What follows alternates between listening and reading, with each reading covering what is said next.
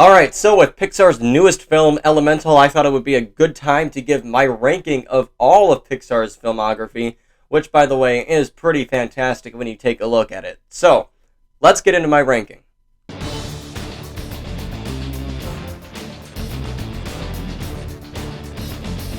What's going on, everybody, and welcome back to the channel. I hope you guys are doing well. My name is Tyson, and we are here to talk about movies, specifically Pixar movies today. We do movie reviews, movie trailer reactions, we do movie rankings like this one, and we cover major movie news here. So if that sounds interesting to you, please check us out, give us a subscribe. We are on the way to 1,000 subscribers, and I would love to have you guys along for that journey. Alright, so with that done and out of the way, let's get into my Pixar ranking. Again, this is my opinion, my list. I will say I definitely have some lower that I think a lot of people have higher, but it's just how the films hit me. But most importantly, let me know down below, what are your favorite Pixar films? And if you want to join me, please rank all 27 down below in the comments. I'd love to check that out. Alright, let's get into it with number 27, and that is The Good Dinosaur. Now, I don't really remember much of The Good Dinosaur, I'm going to be honest with you. I only have watched it once, but when I did, nothing really did stand out. But I got what they were going for with the story. It just didn't work for me, and it wasn't really my thing. Again, the animation here, though, is really beautiful, especially when it's nighttime, and I love seeing the stars and everything like that sparkle. I think Pixar does a great job of lighting in this movie. But overall, just really didn't do anything for me.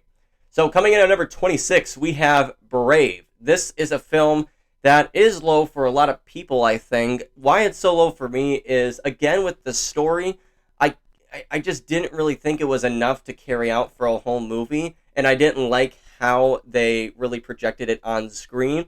Again, I get that it's a mother and a daughter relationship, and them wanting to be closer together, so I like that aspect of it, but all the other characters just kind of feel a little bit wasted for me. I do like the conspiracy theory that the witch in this one is actually Boo from Monsters, Inc., and you can see like the wood carvings and everything be little Easter eggs, so I do love that part of it, but other than that, it's not really a great film in my opinion.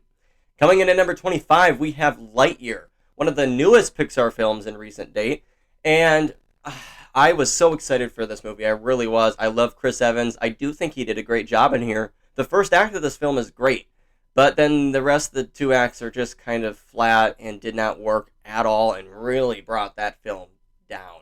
A lot of people were confused. Is this Toy Story? Is it not? They didn't really good job with marketing here, so unfortunately it finds itself pretty low. Coming in at number 24, we have Cars 2. This is a film that a lot of people do give a lot of hate for. I like the Cars franchise a little bit better than normal people out there, but I don't know, I didn't like how they center this around Mater. I really didn't. However, I did like the spy stuff that we got in here, but I just wish we got more from Lightning McQueen, Sally, all those guys. I wish we got more of the other characters instead of just focusing on Mater. The new characters that we got in this movie were good, but there was no follow-up with that. There was no follow-up in the third one with that. And overall, the story just kind of seems a little bit weaker than what I'm used to Pixar being. So coming in at number 23, sticking with Cars, we're going with Cars 3. This is a film that I thought looked very, very dark from the trailer. You see Lightning McQueen in the air after that bad race, and this is him coming into retirement, getting done with racing. The whole story arc of the Cars franchise, I do like how we start with McQueen being a rookie till now where he's in retirement age. But I did not like the new characters of like Cruz and Maris. I didn't really like their relationship together. I got what they were trying to go for, but I don't think their execution was as great as they hoped. Coming in at number 22, we have Turning Red. This is also one of the latest Pixar films. For me, it worked. It is enjoyable. I get what they were going for. Again, it's a mother-daughter relationship. They obviously see differences, and they want to see eye to eye. But there has to be a huge, kind of like red panda thing for them to ultimately get there as a mother and a daughter. I thought that emotional story arc did actually work for me. However, the rest of it didn't quite do it for me here. I like the music in this one, and I do like the whole mythology of like that red panda culture that they have. I think that is a really cool aspect of it, but unfortunately, the rest of the film just kind of doesn't stand out to me. Coming in at number 21, this is, I think, one of the first controversial takes, and it is Inside Out. I know a lot of people think this is one of the best Pixar films, and you may just turn off this video now for me putting it this low. My wife even told me that she thinks I'm crazy for putting it this low and that I need to give it a rewatch. She might be right. But unfortunately, from what I can remember, I just didn't get the hype that everybody was saying how great it was. I, again, get what they were going for. The story is a nice, cute story, but it just didn't resonate with me as much as it did with other people. Am I excited for the sequel that's coming out next year? I am. And I will be giving this a rewatch probably in the next couple of weeks, so it might move up. But for right now, I don't know, I didn't really like where they were going with, and the execution wasn't there for me. So that's why it's 21. Coming in at number 20, we have Monsters University. This is a film that I enjoyed seeing where Sully and Mike first started and where their friendship began to grow. I think that was a really cool aspect, as they are one of my favorite duos in film history. But overall, the story here and the characters that were added as well, I don't think resonated with me and didn't really make me love the movie even more. I thought the story was kind of bland. I got what they were going for. It was exciting, it was adventurous, and I do find myself having a good time rewatching this. However, even though I rewatched it like 2 or 3 times, I still just don't remember much of the movie, so it obviously doesn't make that much of an impact on me. Coming in at number 19, we have Incredibles 2. This is a sequel I was very much looking forward to. I love the first one. And this one just, the villain. I did not like this whole aspect of the villain and having these, the two brother and sister duo that were in here. And the sister was the bad guy the whole time. A Screenslaver, I think is the name of him. And I like how this film focuses around Elastigirl. That's great. Anytime I can get more Frozone, and my favorite character in Pixar, Nemo, I think she is hilarious. So anytime I get more of her, it's a great time. But unfortunately, those two can't carry the movie for me, and it just did kind of feel like a letdown after seeing the first one. I saw this one in double feature with the first one, so saw how great the first one was. This one sadly just didn't live up to that. Coming in at number 18, we have another controversial pick, and 18 is Wally. A lot of people out there love this film and think it is great. My biggest gripe with it is, this may seem small to some of you, but I did not like how there was real-life people in Wall-E. I didn't like how the president from BNL was real, and then the characters and the stories he watches on the TV, real, like, comedies and sitcoms and stuff like that. Just not my thing. I do like the love story between Wall-E and Eve, and Wall-E is a great character himself. However, I don't really like the whole human element in here. I definitely get what Pixar is saying about humanity in this movie, which is true, so I like that part of it. But overall, just didn't really quite work for me, but it's still an enjoyable rewatch film. Coming in at number 17, we have Onward. This is a film I was lucky enough to be able to attend the premiere, and I had a great time watching it. Chris Pratt and Tom Holland do a great job here as the main two characters, with Octavia Spencer and Julia Louis-Dreyfus as well. It is a great story, a great brother relationship story. Tom Holland's character finding out that his older brother was kind of his father figure the whole time. I really did like this movie. It left a great emotional impact on me. Coming in at number 16, we have Elemental. I really, really do enjoy this movie. I did not know what to expect walking into it, as I don't think the marketing was well done at all for this movie. But it is a great romantic comedy, a first for Pixar, and it is also a very great immigration story as well, with Amber, who is the main fire creature in here, and her father. I think they have a great relationship in here, as well as Wade, who is the main water creature, with his mom as well. It's a very, very funny movie. I laughed a lot in this one. And I love the animation in here. I think it's a little bit unique compared to what Pixar has done in the past. And it definitely deserves to be watched. It didn't make that much money opening weekend. So if you have not seen Elemental, go out and see it. It deserves your money. It is a great time in the theater. Coming in at number 15, we have Toy Story 4. I love this Toy Story franchise. However, I did not think this fourth one was necessary. Granted, you can say that, though, about any film. Even though I didn't think it was necessary, it was a great story nonetheless. Is it one of my favorites? No, it's not. I wish they kind of did leave it at 3, but I'm not going to lie to you. That ending when Buzz and Woody leave each other, it gets me every time. It's very emotional. I love the new characters we get in here. I love Bo Peep. Everything about this film is pretty good. Forky's great. Yeah, it is a great time for sure. Coming in at number 14, we have Luca. One of the newest Pixar films as well, but this one extremely worked for me. And I know I have this a lot higher than I think a lot of other people do, but I love the whole sea creature element in here, and I love how it's them versus the humans, and it's set in Italy and everything like that.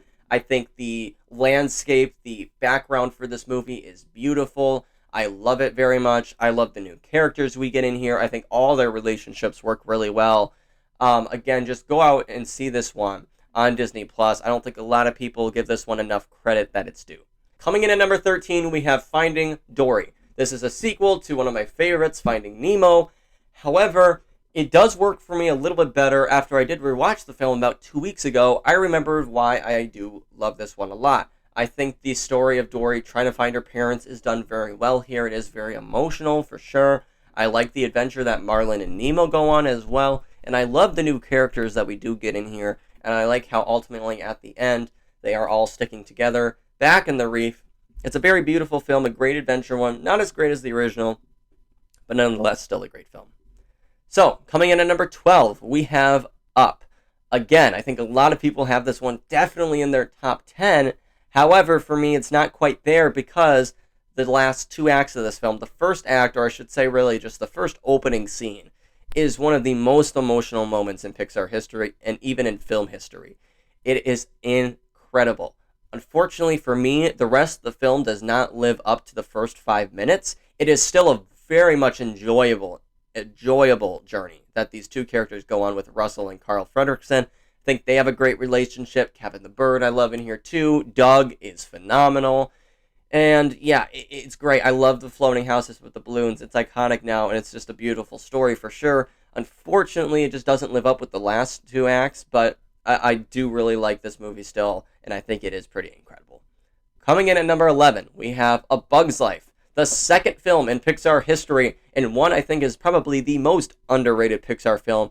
It is incredible. Hopper as a villain scared the crap out of me as a kid. I think this one works really great with Flint and Dot and their relationship and Flint's love interest. I forget the name of her, but I think she's a great, strong female character as well. I really do like this movie. All the circus elements with the characters crack me up every single time. Again, this one's a lot better than a lot of people give it credit for, and it deserves to be watched and appreciated more. Starting off with our top 10 here, number 10 is Toy Story 3. I was not a big fan of Toy Story 3 when it first came out, but after rewatching it since then, I do adore this movie. I get why so many people do. It's not the strongest Toy Story film, in my opinion, but, I mean, it's pretty powerful, especially when, at the end there, they accept their fate of dying, and they decide to go out together, all hold hands, accept their fate. I mean, that is emotional. That is a very emotional scene. I get why it was nominated for Best Picture at the Academy Awards. However, I did not love the dynamic in here of the daycare thing. It is a little bit flat for me at times, but I like Lotso as a villain, and anytime Woody and Buzz are on screen, it's going to be a great time. So, after all this, it's a great film. Coming in at number 9, we have the original Toy Story film. I think this is the one, it started it all. It is still iconic to this day. It's heavily important to film history, and it is an amazing story about Buzz and Woody not really liking each other at first, but then eventually coming together in this grand adventure that they have in this neighborhood. And I mean, come on. What can I say that hasn't been said about it already? It's great. It's beautiful. It's a phenomenal story, and it's a great relationship with all of our characters that we get introduced to for the first time. Coming in at number 8, we have Monsters, Inc. This film, I love this dynamic between Sully and Mike, played by iconic legends of Billy Crystal and John Goodman. They do a phenomenal job in these roles, and I love this story. I love Boo in here. Such a beautiful element to this movie. I love Randall in here as the villain antagonist. I think it's great finding out that this town runs on fear. In the energy that they create from that. It's a fun, amazing, beautiful story with iconic visuals and just an iconic story that will live for the test of time. Coming in at number 7, we have Cars, the first Cars movie. This came out about the perfect time for me in 2006. I watched this film so many times. I was obsessed with Cars.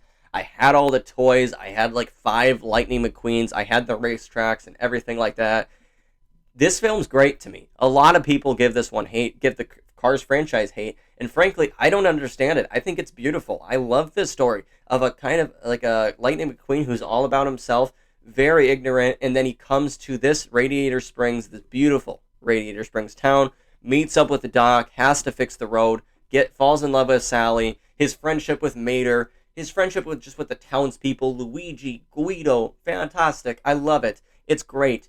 And the animation in here is brilliant. I love it so much. One of the best ones to do it, I believe.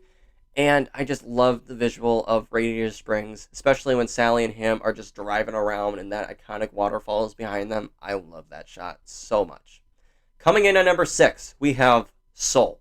One of the newest Pixar films, again, to debut. It won 3 Academy Awards with Best Sound, Best Animated Picture, and Best Score. I love this film. I think it is the best score in Pixar history.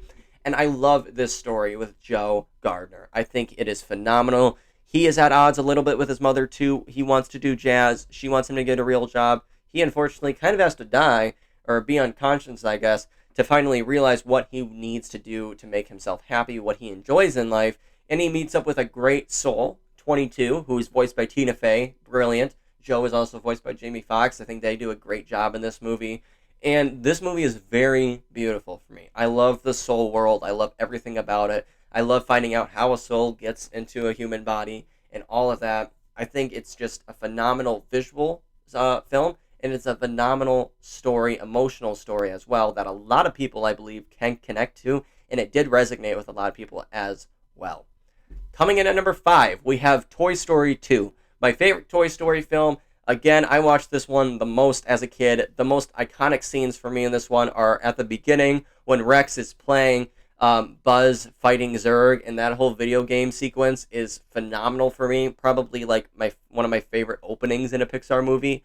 And then also the airport scene with them and the luggage and all that, rescuing Jessie and Woody. Those two scenes are iconic for me. I remember watching those all the time as a kid, and I love the emotion we get in here too. With Jessie, and who used to be her owner. That's beautiful. I love the introduction of Bullseye, one of my favorite side characters in Pixar. Stinky Pete is a great villain. The Woody and Buzz dynamic in here is a little shaky because Woody does eventually try to side with Stinky Pete and those guys, and then goes back to Buzz, and that whole relationship is really complex and good in this movie. It is phenomenal. Coming in at number 4, we have The Incredibles, the best Fantastic Four movie to date. A lot of people say that, but hey, it's true. And I love the villain in here. I think he is probably the best villain, actually, in Pixar history, Syndrome. I think he is brilliant. Again, I love this family, the Bob Parker family. I don't even know if that's what they're called, but that's what we're going to say. 3, 2, 1. I love the Parker family in here. I love Elastigirl. I love Flash. I love Violet. It's a great family dynamic that they have. Jack is amazing. Also, I forgot to mention, but Jack, one of the best parts of Incredibles 2 in the back there. But I absolutely love this movie. Again, an iconic scene for me is when Bob, Mr. Incredible, is fighting like the cyborg kind of robot in the lava and all that. That's very iconic for me. Him going into the jungle for the first time. Elastigirl trying to come and save him. The kids coming along as well. The whole jet explosion fight is incredible. There's so many moments in this movie that's good. That's why it's number 4. And coming in at number 3, we have Coco. This movie is beautiful. It is visually stunning. I think it's the best looking Pixar film. The Day of the Dead stuff in here is just lovely. It's fantastic. It really is. It's close to perfection for me. Miguel in here as our main character, trying to find his family in the Day of the Dead, trying to figure out what exactly happened, why no music's allowed. I think that whole storyline is brilliant. I love Diego, the dog in here. Hector is great. The music in here is phenomenal. And again, when he is walking over that Day of the Dead bridge made with leaves and stuff and that orange glow in the back, one of the best frames I think that Pixar has ever had. Just the colors in here are so beautiful. Coming in at number 2, we have Ratatouille. I love Ratatouille so much, and I've learned to appreciate it even more with all my rewatches that I've done with it. I think Remy is right here. Remy is a phenomenal character, definitely one of my favorites. I love him making the food. I love how passionate he is. It's just a phenomenal, fun, enjoyable movie that is near perfection for me. And I think that Linguini in here is a great character as well. Gusteau, obviously, and their relationship is great. Gusteau as a ghost for Remy, I love it. And Anton, the food critic, I mean, come on, it's iconic. It really is. And I think this film is loved. At first, I thought it was kind of underrated a couple years ago, but now I'm finding people love it more and more, and that is what I like to see. Coming in at number one, though, is one of my favorite movies of all time, and I think it is a perfect movie, and that is Finding Nemo. This movie means so much to me. I remember seeing it as a kid with my own dad. It's the first movie I remember seeing, period. I remember when Bruce, the shark, came on screen, I was so scared. My dad kind of had to take me to, like, the exit of our certain theater that we were in. Basically, he told me he had to, like, make sure I was okay, and he asked if I wanted to go back in the movie and watch it, and I did. But just that story, and so obviously I have a great emotional connection to this one. But, hey, it's phenomenal. I love it. I love the character of Nemo in here and his dad, Marlin, and their relationship, the great father-son relationship in here. It's phenomenal. Dory, voiced by Ellen DeGeneres, can't get better than that. Just keep swimming. I mean, there's so many great visuals in here, too, with the under-the-sea elements.